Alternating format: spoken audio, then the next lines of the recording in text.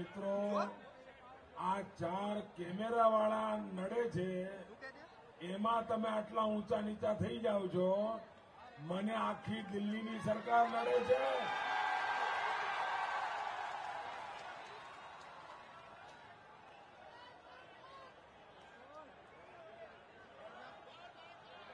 ભાઈઓ બહેનો,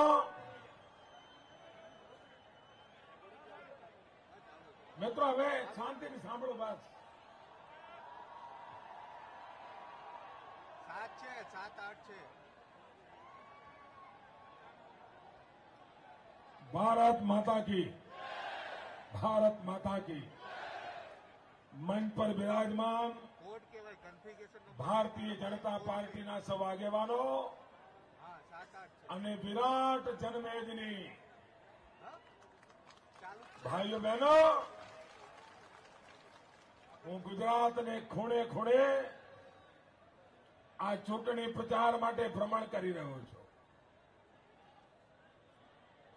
આદિવાસી પટ્ટો હોય, દરિયા કિનારો હોય, દક્ષિણ ગુજરાત હોય કે ઉત્તર ગુજરાત, કચ્છ હોય કે કાઠિયાવાડ, સમગ્ર ગુજરાતમાં આવો જનજુવાળ જોવા મળે છે. ભાઈ, આવો જનજુવાળ.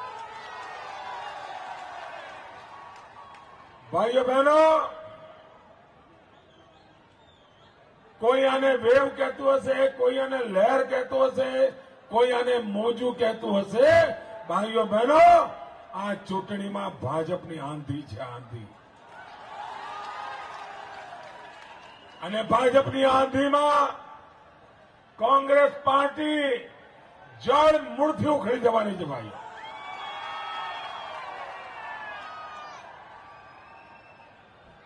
ભાઈઓ બહેનો, 17 તારીખે આપ મતદાન કરવાનો છે,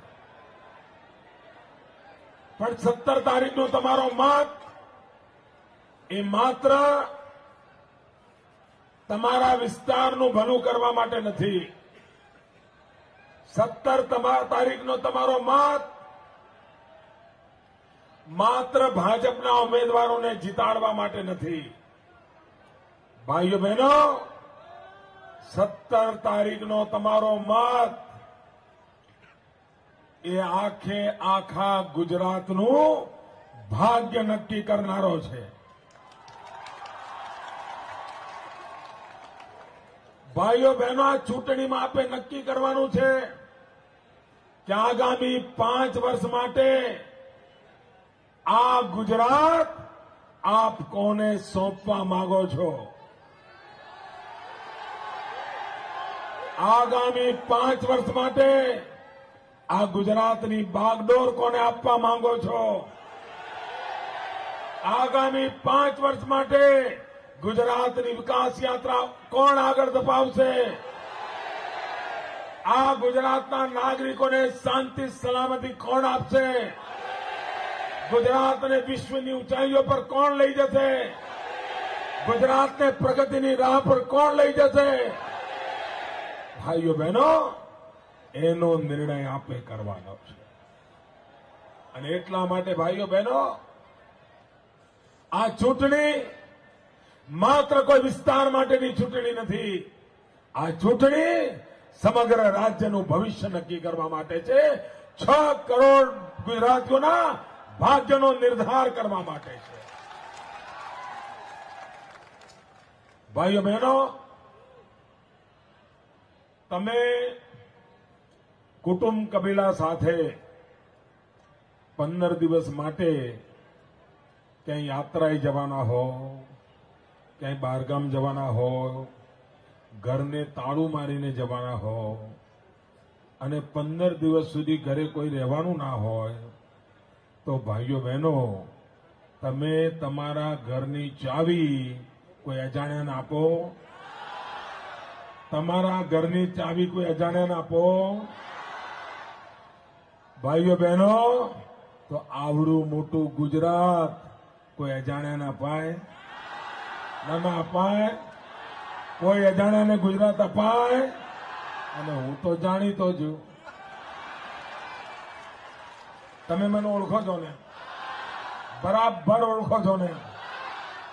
પગના અંગૂઠાથી માથા સુધી ઓળખો છો ને? હું શું કામ કરું છું ઓળખો છો ને? કોના માટે કામ કરું છું ઓળખો છો ને? કેટલું કામ કરું છું ઓળખો છો ને? ભાઈઓ બહેનો, અરે તમે ઘરમાં ટીવી ચાલુ કરો ને, ટીવી, અને બાજુના રૂમમાં તમારું ટાબરિયું રમતું હોય અને ટીવી પર મોદીનો અવાજ સાંભળે તો ટાબરિયું દોડી આવે છે કે નહીં? મોદી આયા એવી બૂમો મારે છે કે નહીં? આ ગુજરાતનું ટાબરિયું પણ મને ઓળખે છે. અબાલ વૃદ્ધ આખે આખું ગુજરાત ઓળખે છે. ગુજરાત મારા કામને જાણે છે. અને ભાઈઓ બહેનો, મારો એક જ મંત્ર છે, મારું ગુજરાત, મારું ગુજરાત, મારું ગુજરાત.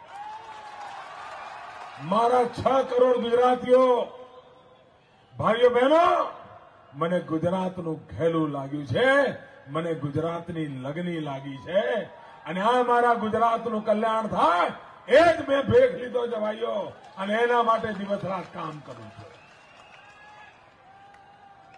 ભાઈઓ બહેનો, અઠવાડિયું થાય તો તમને રજા લેવાનું મન થાય છે કે નથી થતું? ખૂબ કામ રહ્યું હોય તો રજા પાડવાની ઈચ્છા થાય કે ના થાય? અરે વિદ્યાર્થીઓને પણ અઠવાડિયામાં એક દાડો રજા લે છે કે નથી લેતા? બધા રજા લે ને ભાઈઓ? લે છે કે નહીં? ભાઈઓ, ગાંધીનગરમાં એક એવો મજૂર બેઠો છે, ગાંધીનગરમાં એક એવો મજૂરીઓ બેઠો છે જેણે ગયા 12 વર્ષમાં એક દિવસ પણ પોતાને માટે રજા નથી લીધી. ભાઈઓ,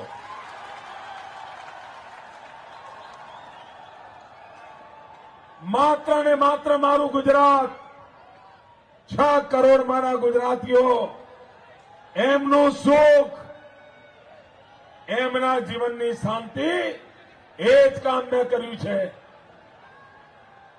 ભાઈ, ત્યાં જરા સરખું કરો જરા. ભાઈ, હવે જ્યાં છો ને ત્યાં તમે જુઓ, સાંભળવાની મજા આવશે. હવે ભાઈ, હવે સ્થિતિ એવી છે, મારી નજર જ્યાં ફરે ત્યાં માથા જ માથા દેખાય છે. હવે જગ્યા નથી, શું કરશો ભાઈઓ? તમને હું ન દેખાતો હોઉં તો ભાઈઓ બહેનો, આજે મને માફ કરો. આપ મારો અવાજ સાંભળો અને તમારા દિલમાં જોજો, હું ત્યાં જ બેઠેલો છું. ભાઈઓ બહેનો, આ કોંગ્રેસ પાર્ટીના અધ્યક્ષા મેડમ સોનિયાજી આવ્યા હતા. આ મેડમ દક્ષિણ ગુજરાતમાં આદિવાસી વિસ્તારમાં ચૂંટણી સભા કરવા ગયા હતા, અને વોટ કેવી રીતે માંગ્યા? એમણે એમ કહ્યું કે આ ગામમાં પહેલા મારા સાસુ પણ આવ્યા હતા. હવે બોલો, તમારા સાસુ આવ્યા હતા એટલે તમને વોટ આપવાના? આ કોંગ્રેસની દશા તો જુઓ ભાઈઓ, કે આ ગામમાં મારા સાસુ આવ્યા હતા અને તમે એમને ટેકો કર્યો હતો, માટે મને ટેકો કરો. આ કોંગ્રેસના રાષ્ટ્રીય અધ્યક્ષનું આ ભાષણ છે મિત્રો. અરે સોનિયાબેન, તમારે આવીને ગુજરાતને કહેવું જોઈતું હતું કે તમારી દિલ્હીની સરકારે ગુજરાતનું શું ભલું કર્યું છે, અને વોટ માંગવા જોઈતા હતા. આ તમારા સાસુ 100 વર્ષના થાય પણ એ આયા તેના વોટ ના મળે.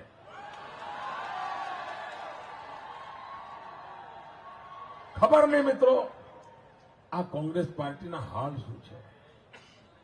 પેલા રાહુલ બાબા આવ્યા હતા, એમણે એમ કહ્યું, તમે વિચાર કરો આ કોંગ્રેસ વાળા શું વાતો કરે છે. એમણે એમ કહ્યું કે રાજીવ ગાંધીએ તમને મોબાઈલ ફોન આપ્યો હતો. ભાઈ, તમને આપ્યો હતો? એમ કે છે ભાઈ તમારામાંથી કોઈ છે જેના ખિસ્સામાં રાજીવ ગાંધીએ મોબાઈલ આપ્યો હોય? હવે એમણે કહ્યું કે રાજીવ ગાંધીએ મોબાઈલ ફોન આપ્યો હતો. હવે મને કહો ભાઈઓ, આપણા દેશને પીવાનું શુદ્ધ પાણી જોઈએ કે મોબાઈલ જોઈએ? આપણા નવજવાનોને રોજગાર જોઈએ કે મોબાઈલ જોઈએ? આપણી બહેનોને આ મોંઘવારીમાંથી મુક્તિ જોઈએ કે મોબાઈલ જોઈએ? આ નવજવાનોને સારું શિક્ષણ જોઈએ કે મોબાઈલ જોઈએ? અરે રાહુલ બાબા, આ મોબાઈલ મોબાઈલ મોબાઈલ શું કર્યા કરો છો? તમે દેશની જનતાને જે જોઈએ છે આપ્યું કે ના આપ્યું એનો તો જવાબ આપો. અને શ્રીમાન રાહુલ બાબા, આ રાજીવ ગાંધીના જમાનાને 20 વર્ષ થઈ ગયા. 20 વર્ષ થઈ ગયા. આ તમારા માનો રાજીવ ગાંધી મોબાઈલ આપી ગયા તો કમસે કમ આખા દેશમાં આ મોબાઈલ ચાર્જિંગ માટે વીજળી તો આપો. આ મોબાઈલના ચાર્જિંગ માટે વીજળી નથી, આખા દેશમાં વીજળી નથી. અરે કોંગ્રેસના મિત્રો, તમે દેશ કેવો ચલાવો છો એ આ હિન્દુસ્તાનની જનતા બરાબર ઓળખી ગઈ છે. ભાઈઓ બહેનો, સોનિયાબેને આવીને એમ કહ્યું કે ગુજરાતમાં વીજળી નથી મળતી. ભાઈઓ બહેનો, તમને યાદ છે જે વખતે કોંગ્રેસનું રાજ હતું, અહીંયા અનેક લોકો એવા છે જે મૂળ ગામડામાંથી આવીને અહીં વસ્યા છે. ગુજરાતના જુદા જુદા ગામડાઓમાંથી આવીને અહીંયા વસેલા છે. ભાઈઓ બહેનો, હું આપને પૂછવા માંગુ છું, કોંગ્રેસનું જ્યારે રાજ હતું ત્યારે વાળું કરતી વખતે વીજળી મળતી હતી? જરા જવાબ આપો. વીજળી મળતી હતી ભાઈ? બાળકને 10મા ધોરણની પરીક્ષા હોય અને પરીક્ષામાં રાત્રે વાંચવા માટે લાઈટ જોઈતી હોય તો લાઈટ આવતી હતી? માં માંદી હોય અને પંખો ચલાવવો હોય તો પંખો ચાલતો તો વીજળી આવતી હતી? અરે ઘરમાં નવો ટીવી લાવ્યા હો, પરણીને ઘરમાં નવી વહુ આવી હોય અને એને સાંજ ભી કભી બહુએ જોવું હોય તો ટીવી ચાલતો તો ભાઈઓ? અરે સોનિયાબેન, આ તમારા કોંગ્રેસના રાજમાં આ વીજળી હોદી નહોતી જડતી. અરે દિલ્હીમાં તમે રાજ કરો છો, હિન્દુસ્તાનના જુદા જુદા રાજ્યોમાં રાજ કરો છો. ભાઈઓ બહેનો, આજે ગુજરાતની સ્થિતિ એવી છે કે અહીંયા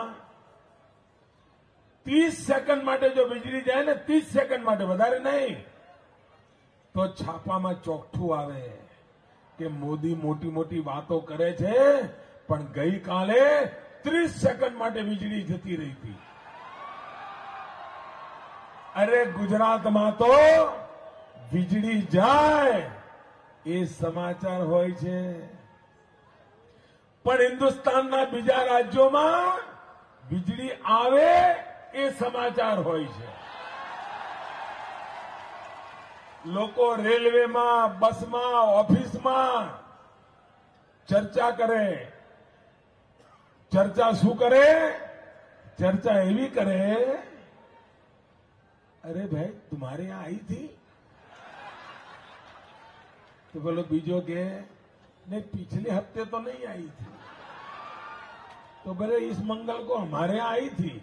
अच्छा, बोले तुम्हारे यहां आई थी, हमारे यहां तो 2 मंगल से नहीं आती है. વીજળી આવી હતી કે નહોતી આવતી એના ઉપર લોકો આખો દાડો વાતો કરે છે. એવી તો તમે દેશની દશા કરી છે. અરે મેડમ સોનિયાજી, તમે ગુજરાતને સંભળાવવા આવ્યા છો. હું આપને પૂછું છું, 3 મહિના પહેલા હિન્દુસ્તાનના 19 રાજ્યોમાં અંધારપટ છવાઈ ગયો હતો. આ દેશની 70 કરોડ જનતા 3 દિવસ સુધી વીજળી વિના વલખા મારતી હતી. ઓપરેશન થિયેટરમાં ઓપરેશન ચાલુ હતા અને લાઇટો જતી રહી.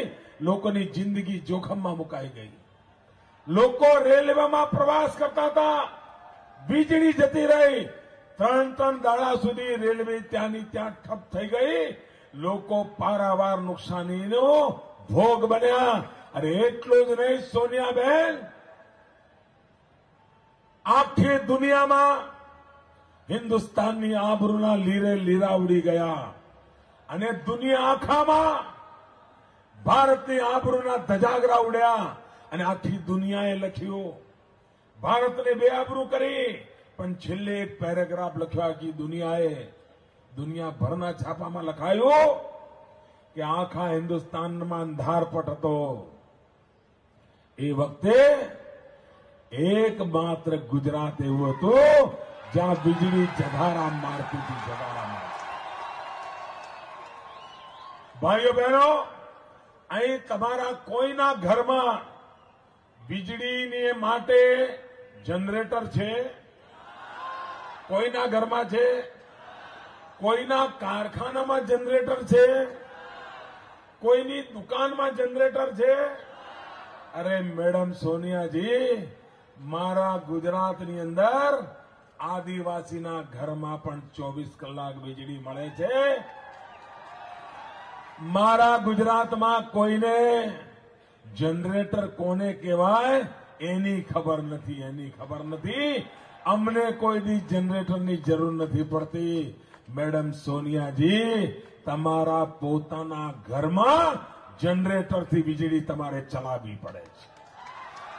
અરે ખુદ પ્રધાનમંત્રીના ઘરમાં 24 કલાક વીજળી નથી, જનરેટરથી વીજળી લેવી પડે છે. એવી તો તમારી દશા છે. અરે તમે મને હિસાબ માંગો છો? તમે અમને પૂછવા આવ્યા છો? ભાઈઓ બહેનો, ડોક્ટર મનમોહનસિંહજી આવ્યા હતા અને મેં આ કોંગ્રેસના નેતાઓને કહ્યું હતું, સોનિયાબેનને કેવડાવ્યું હતું, મનમોહનસિંહજીને કેવડાવ્યું હતું કે ભાઈ તમે ગુજરાત આવો તો મહેરબાની કરીને લેસન કરીને આવજો, નહીં તો અમારી ગુજરાતની જનતા એટલી સમજદાર છે કે તમે પરીક્ષામાં નપાસ થશો. સાહેબ, કોઈ નબળા વિદ્યાર્થીને તમે પ્રશ્નપત્ર આપો અને એને કહો કે તું ઘેરથી જવાબ લખીને લાવજે, તો એ છોકરો 100માંથી 100 માર્ક લાવે કે ના લાવે? લાવે કે ના લાવે? મેં આ સોનિયાબેનને મનમોહનસિંહજીને આખું પ્રશ્નપત્ર પહેલા આપી દીધું હતું અને મેં કહ્યું હતું કે તમે જવાબ લખીને લાવજો. બોલો તોય નપાસ થયા. મનમોહનસિંહજી આવીને અહીંયા શું કહ્યું? આ દુનિયામાં મનમોહનસિંહજી અર્થશાસ્ત્રી તરીકે ઓળખાય છે. મને હતું કે ગુજરાતમાં ચૂંટણીમાં આવશે તો ગુજરાતની અંદર વિકાસની વાત કરશે, દેશમાં શું વિકાસ થઈ રહ્યો છે એની વાત કરશે, ભવિષ્યમાં વિકાસ કેમ કરાય એની વાત કરશે, ડેવલપમેન્ટ પોલિટિક્સ પર આવશે. પણ ભાઈઓ બહેનો, મારે દુઃખ સાથે કહેવું છે, કમનસીબી છે આ દેશની, કમનસીબી કે હિન્દુસ્તાનના પ્રધાનમંત્રીએ ગુજરાત આખું જ્યારે વિકાસના મુદ્દા પર ચૂંટણી લડી રહ્યું છે ત્યારે પ્રધાનમંત્રી આવીને વોટ બેંકનું પોલિટિક્સ કર્યું, વોટ બેંકનું, મત બેંકનું રાજકારણ કર્યું ભાઈઓ. અને પ્રધાનમંત્રી આવીને અહીંયા કહ્યું કે આ ગુજરાતમાં લઘુમતીઓ અસુરક્ષિત છે. અરે પ્રધાનમંત્રી, આ જ્યારે ગુજરાતમાં કોંગ્રેસનું રાજ ચાલતું હતું એ દિવસો જરા યાદ કરો. ભાઈઓ છાસ વારે હોલ્ડર થતા હતા કે નહીં? ચક્કાબાજી થતી હતી કે નહીં? જવાન જો છોકરો સાંજે ઘરે પાછો આવશે કે ના આવે માને ચિંતા થતી હતી કે નહીં? રિક્ષાઓ બળતી હતી કે નહીં? દુકાનો સળગતી હતી કે નહીં? રાત કર્ફ્યુમાં કાઢવા પડતા હતા કે નહીં? અરે કર્ફ્યુમાં બાળક રડતું હોય, દૂધ નહોતું મળતું. આ દશા હતી કે નહીં ભાઈઓ? આ કોંગ્રેસના રાજમાં જગન્નાથજીની રથયાત્રા નીકળી તો હુલ્લડો થતા હતા કે નહીં? મોહરમમાં હુલ્લડ થતા હતા કે નહીં? ક્રિકેટની મેચમાં હુલ્લડ થતા હતા કે નહીં? આખા ગુજરાતમાં આગ લાગતી હતી કે નહીં? ડોક્ટર મનમોહનસિંહજી, આ કોંગ્રેસના રાજમાં આ ગુજરાત બરબાદ થઈ ગયું હતું. ભાઈઓ બહેનો, 10 વર્ષ થયા, ક્યાંય તોફાન થાય છે? કોઈ ચક્કાવાળા હોદ્યા જડે છે? આ નિર્દોષોને મારવા વાળા ક્યાંય દેખાય છે? આ ભલભલા ચમરબંધીઓ ઠેકાણે પડી ગયા કે નહીં? ગુજરાત શાંતિથી જીવે છે કે નહીં? ગુજરાત એકતાથી જીવે છે કે નહીં? ગુજરાત ભાઈચારાથી જીવે છે કે નહીં? અરે ગુજરાતને સુખ જોઈએ, શાંતિ જોઈએ, ગુજરાતને વિકાસ કરવો છે, વિકાસ. પ્રધાનમંત્રી, તમે આવીને મારા ગુજરાતમાં ભાગલા પડાવવાની કોશિશ કરી છે. તમે આવીને મારા ગુજરાતની અંદર ભાઈને ભાઈ સાથે લડાવવાનું પાપ કર્યું છે. અને પ્રધાનમંત્રી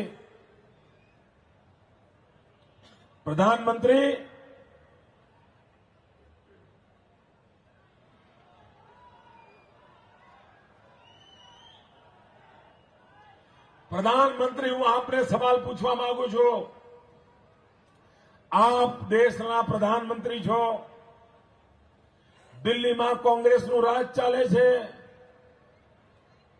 આસામમાં કોંગ્રેસની સરકાર છે. તમે આસામમાંથી રાજ્યસભામાં ચૂંટાઈને પાર્લામેન્ટમાં બેઠા છો. આસામ તમારું હોમ સ્ટેટ છે. બંને જગ્યાએ કોંગ્રેસનું રાજ છે. પણ પ્રધાનમંત્રીજી, 4 મહિના પહેલા આખું આસામ ભડકે બળતું હતું. ગામના ગામ સળગતા હતા. નિર્દોષ લોકોની કત્લે આમ ચાલી હતી. પ્રધાનમંત્રી, આ દેશ તમને પૂછવા માંગે છે, એ કોમી દાવાનળ માટે કોણ જવાબદાર હતું? આસામને આગમાં હોમાનારા કોણ હતા? અને ક્યાં ગઈ હતી તમારી સરકાર? અરે તમે પ્રધાનમંત્રી છો, આસામમાં તમારી સરકાર છે.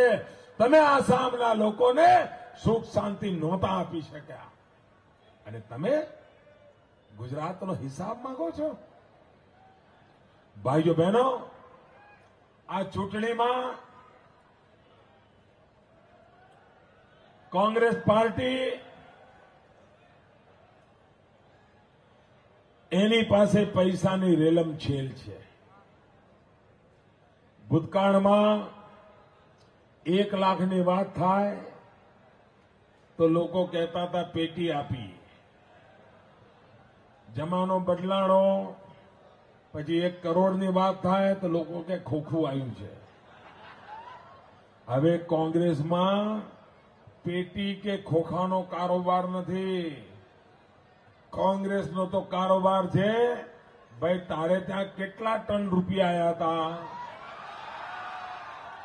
ટનના હિસાબે ચાલે છે, ટનના હિસાબે. ભાઈઓ બહેનો, આ ચૂંટણીમાં એક તરફ ભારતીય જનતા પાર્ટીનો પરસેવો છે અને બીજી બાજુ કોંગ્રેસના પૈસાની રેલમછેલ છે. પરંતુ મને આ જનતા જનાર્દન પર ભરોસો છે. પરસેવા અને પૈસાની આ લડાઈમાં ભાજપનો પરસેવો કોંગ્રેસના પૈસાને પરાસ્ત કરશે, એવો મને પૂરો વિશ્વાસ છે. તમે વિચાર કરો, 6 મહિનાથી દિવસમાં 150 વખત ટીવી ચાલુ કરો અને દિશા આવીને ટપકી પડે. કેટલા રૂપિયા ખર્ચતા હશે. ટીવી ચાલુ કર્યું નથી કે દિશા આવી નથી. દિશા બદલો, દશા બદલો. દિશા બદલો, દશા બદલો. અરે કોંગ્રેસના મિત્રો, 6 મહિનાથી તમે દિશાને હોદો છો, તમને દિશા નથી જડતી. આ તમને દિશા ક્યારે જડવાની? અરે દિલ્હીમાં બેઠેલા કોંગ્રેસના મહેરબાનો, આ તમે જો ગુજરાતની દિશા પકડી હોત ને તો દેશની આ દુર્દશા ના થઈ હોત. આ ગુજરાતની દિશા. અને કોંગ્રેસના મિત્રો કાન ખોલીને સાંભળી લો, ગુજરાતની દિશા છે સરદાર પટેલની દિશા. અમે સરદાર પટેલની દિશાએ નીકળેલા લોકો છીએ. અરે ભાઈઓ બહેનો, 2007માં આપણે ત્યાં ચૂંટણી થઈ હતી. 5 વર્ષ પહેલા ગુજરાત વિધાનસભાની ચૂંટણી થઈ હતી. તો 2007ની ચૂંટણીમાં સોનિયાબેન છોટાઉદેપુર આવ્યા હતા અને છોટાઉદેપુરમાં મોટો તાઇફો કર્યો હતો. મોટો તાઇફો, લાખો લોકોને ભેગા કર્યા હતા.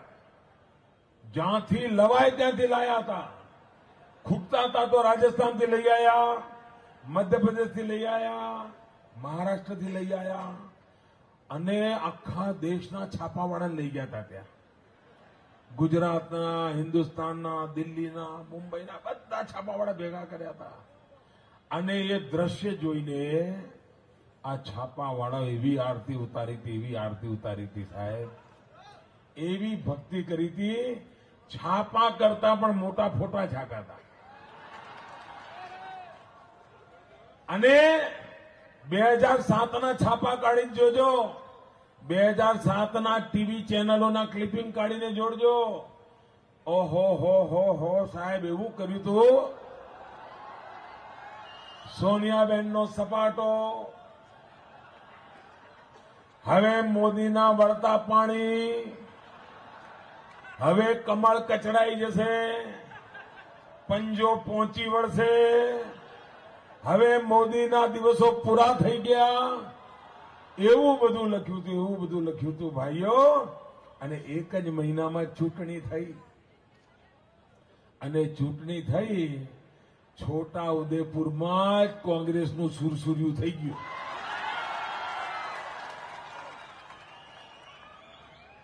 એટલે આ વખતે સોનિયાબેને દિશા બદલી અને છોટા ઉદેપુરથી ગયા રાજકોટ. સોનિયાબેન, તમે ગમે તેટલી દિશાઓ બદલો પણ તમારી દશા બદલવાની નથી. આ કોંગ્રેસની दशा कोई काले बदलवानी नहीं. भाइयों बहनों, मैं आज एक और विषय पर कुछ गंभीरता से बात बताना चाहता हूं.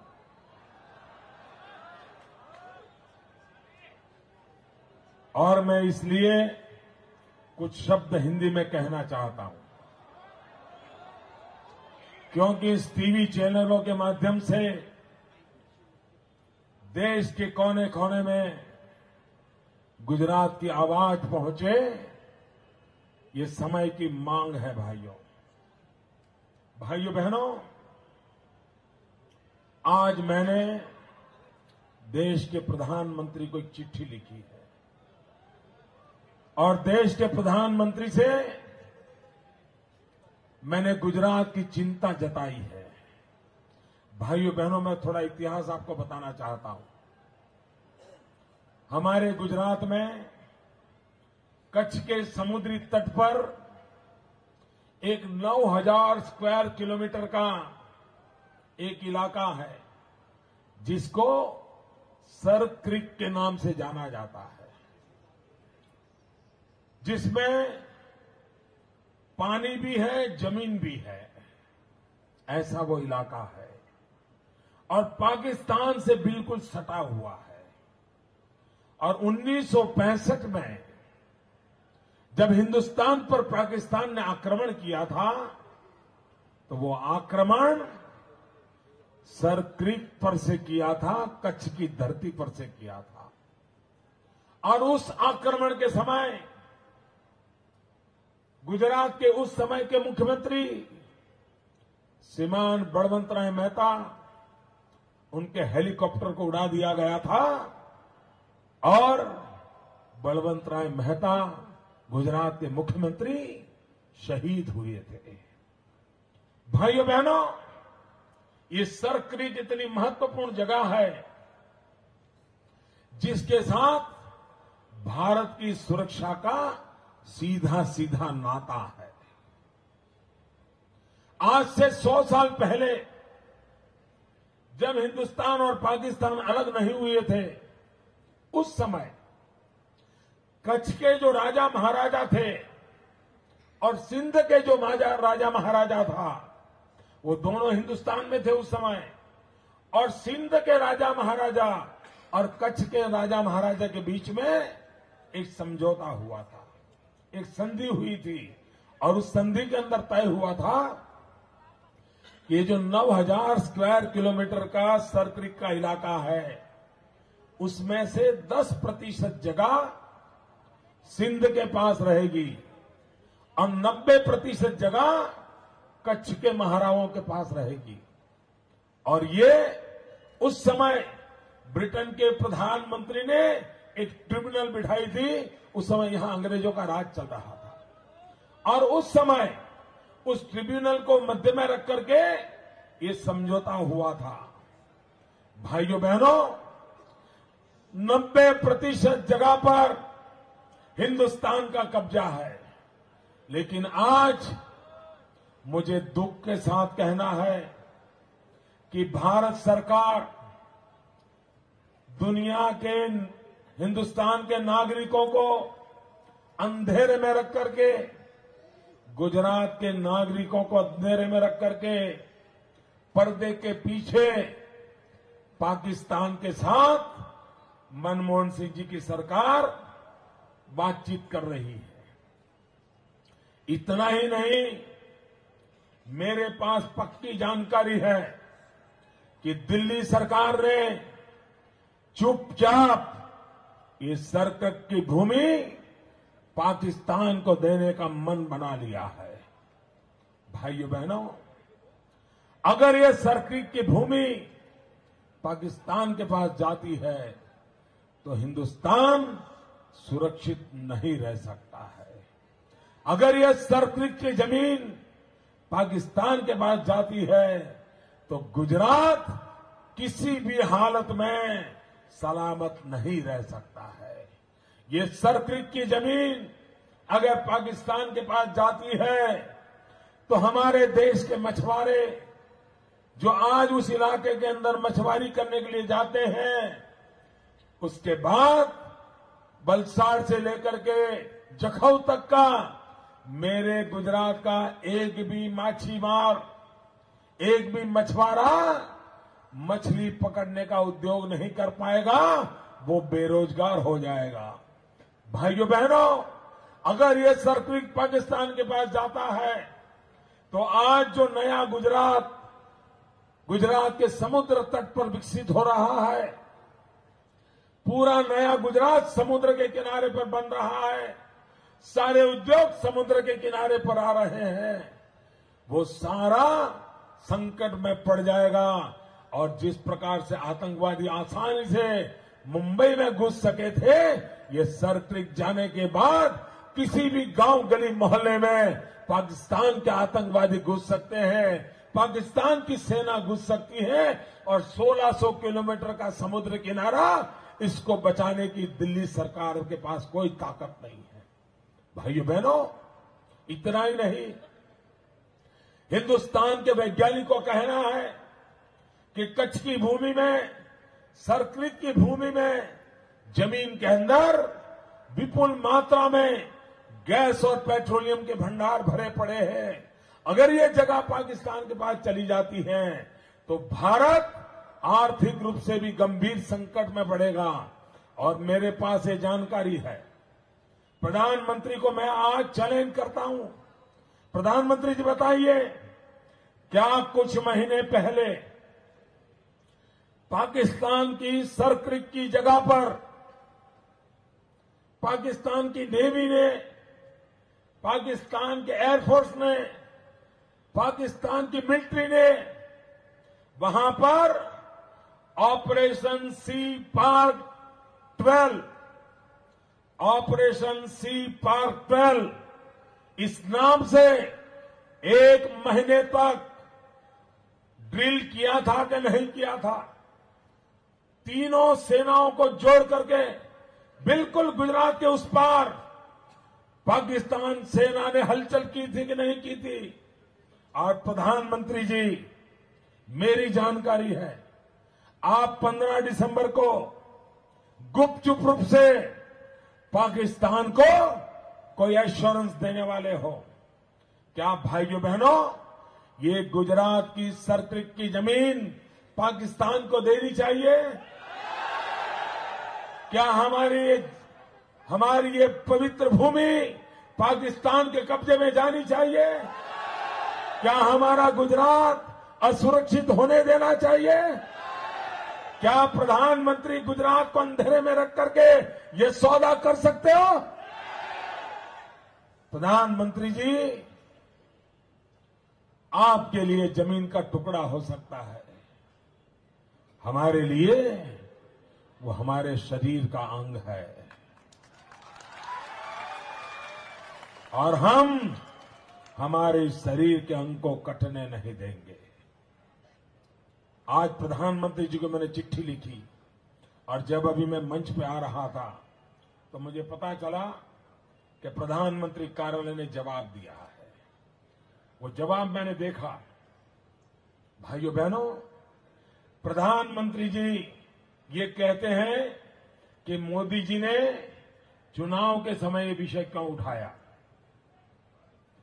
प्रधानमंत्री जी, मुझे ये विषय आज इसलिए उठाना पड़ा कि मुझे मेरे सूत्रों से जानकारी मिली है कि आप 15 दिसंबर को कोई एश्योरेंस देने वाले हो और तब मेरी चिंता बढ़ गई और तब जाकर के मुझे बताने की जरूरत पड़ी।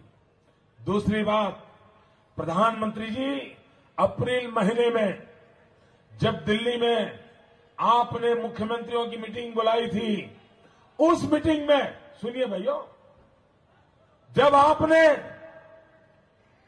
देश के मुख्यमंत्रियों की मीटिंग बुलाई थी और उस अप्रैल महीने की मीटिंग में मैंने आपको खुद में रूबरू में इस मुद्दे को उठाया था और मैंने चिंता जताई थी कि सर्किट के बाबत में आप गुजरात को, देश को अंधेरे में रख करके जो कर रहे हो, ये देश के साथ धोखा है।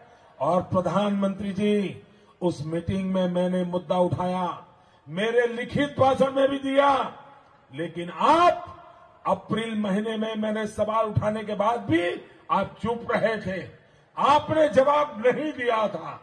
इतना ही नहीं, प्रधानमंत्री जी, आप गोलमोल जवाब दे रहे हो। आप ये कह रहे हो कि ये चर्चा तो 1998 से चल रही है, जब अटल बिहारी वाजपेयी प्रधानमंत्री थे तब से ये चर्चा चल रही है। प्रधानमंत्री जी, अटल जी का नाम बीच में ला करके आप कम से कम देश को गुमराह करने की कोशिश न करो।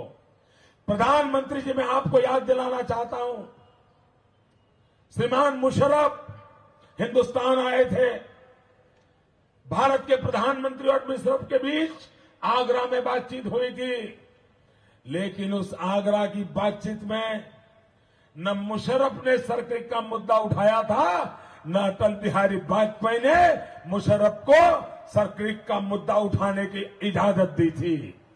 प्रधानमंत्री जी, अटल जी ने मुशर्रफ के सामने सर्किट की चर्चा करने से इनकार कर दिया था और आप देश को ये गुमराह कर रहे हो कि 1998 में अटल जी के जमाने में सर्किट की चर्चा शुरू हुई थी। और प्रधानमंत्री जी, मैं आपको पूछना चाहता हूं, आप सीधा सीधा जवाब दो कि आपने पाकिस्तान को सर्किट देने का कोई निर्णय नहीं किया है। आप देश की जनता को साफ शब्दों में बताओ कि आने वाले दिनों में सर्किल के संबंध में कोई सौदा होने वाला नहीं है। देश को बताओ ना। भाइयों बहनों, प्रधानमंत्री कार्यालय ने जवाब दिया है, लेकिन मेरे सवालों का जवाब नहीं दिया है। क्या भाइयों बहनों, मेरे गुजरात की धरती को हम जाने देंगे और इस पाप करने वाली कांग्रेस को माफ करेंगे? ये दिल्ली की सल्तनत को माफ करेंगे? प्रधानमंत्री जी, आप पश्चिम बंगाल और बांग्लादेश के बीच में ऐसा ही जमीन देने का एक वादा चल रहा था। तिस्ता नाम का एक सेटलमेंट होने वाला था, लेकिन तब आपने पश्चिम बंगाल को बातचीत में साथ रखा था और पश्चिम बंगाल ने घोर विरोध किया और पश्चिम बंगाल के घोर विरोध के कारण आपको बांग्लादेश के साथ वो संधि करना रद्द करना पड़ा, वो प्रपोजल को कैंसिल करना पड़ा। अगर पश्चिम बंगाल की आवाज को सुना जाता है तो मेरे गुजरात की आवाज को क्यों नहीं सुना जा रहा है? इतने समय से आप बातचीत कर रहे हो, आपने गुजरात सरकार को विश्वास में नहीं लिया है। आपने गुजरात के मुख्यमंत्री ने भरी सभा में आपसे सवाल पूछा, लेकिन आपने जवाब तक नहीं दिया है। प्रधानमंत्री जी, मैं आपको गंभीर सवाल पूछ रहा हूं और प्रधानमंत्री जी, ये आपकी जिम्मेवारी है। गुजरात के 6 करोड़ नागरिकों को सही जवाब दो, हमें आश्वासन चाहिए। और प्रधानमंत्री जी, ये सवाल गुजरात की सुरक्षा का नहीं है, ये सवाल हिंदुस्तान की सुरक्षा का है और देश की सुरक्षा से कोई समझौता नहीं होना चाहिए। भाइयों बहनों, होना चाहिए, कभी भी होना चाहिए। क्या कर रहे हैं दिल्ली में बैठे हुए लोग? भाइयों बहनों, ये गंभीर विषय था और प्रधानमंत्री ने जवाब दिया, इसलिए मुझे आज आपका समय इस काम के लिए लेना पड़ा। पर भाइयों बहनों, 17મી તારીખે મતદાન છે। આ ચૂંટણી જગરૂપસિંહ નથી લડતા, આ ચૂંટણી વલ્લભભાઈ નથી લડતા, આ ચૂંટણી ભાઈ જગદીશ નથી લડતા। ભાઈઓ બહેનો, આ ચૂંટણી નરેન્દ્ર મોદી નથી લડતા, આ ચૂંટણી 6 કરોડ ગુજરાતના નાગરિકો લડે છે। આ ચૂંટણી ભાઈઓ બહેનો આપે લડવાની છે। આ ચૂંટણીમાં વિજય આપે લેવાનો છે અને ગુજરાતની 6 કરોડની જનતા જ્વલંત વિજય પ્રાપ્ત કરશે એવો મને પૂરો વિશ્વાસ છે। ભાઈઓ બહેનો, વધુમાં વધુ મતદાન થાય, મતદાનના બધા જૂના રેકોર્ડ તૂટી જાય અને ભારતીય जनता पार्टी जंगी बहुमतीથી જીતે। भारत माता की, भारत माता की, भारत माता की।